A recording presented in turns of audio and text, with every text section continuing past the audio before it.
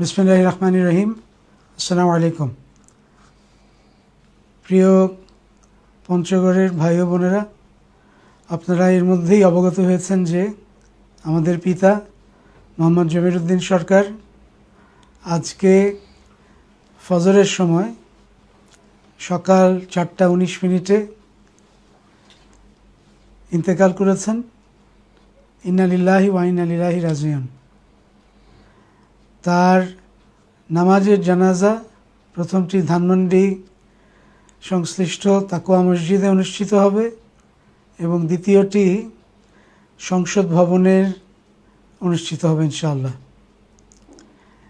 তার এক সময়কার ইচ্ছা অনুযায়ী এবং গণপ্রজাতন্ত্রী বাংলাদেশ সরকারের সিদ্ধান্ত অনুযায়ী তার দাফন বাংলাদেশ জাতীয় সংসদ সংলগ্ন জাতীয় কবরস্থানে তাকে সমাহিত করা হবে ইনশাআল্লাহ।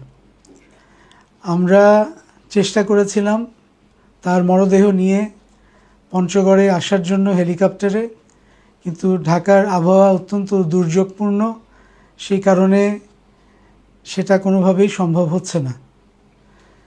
কাজেই আমরা যেহেতু পঞ্চগড়ে আসতে পারছি না, আপনারা আমাদেরকে আমাদের এই অপারগতা অনুগ্রহ করে ক্ষমাসুন্দর দৃষ্টিতে দেখবেন।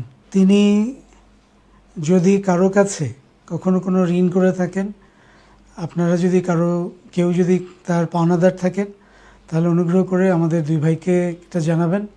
আমরা ইনশাআল্লাহ তার ঋণটি শোধ করে দেওয়ার চেষ্টা করব এবং ইনশাআল্লাহ ঋণটি শোধ করে দেব। এছাড়া তিনি দীর্ঘজীবন রাজনীতির সঙ্গে সংশ্লিষ্ট ছিলেন এবং আইন পেশায় সংশ্লিষ্ট ছিলেন।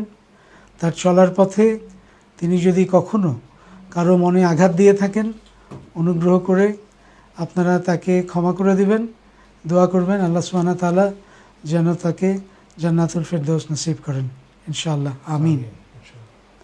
আসসালামু আলাইকুম ওয়া রাহমাতুল্লাহ।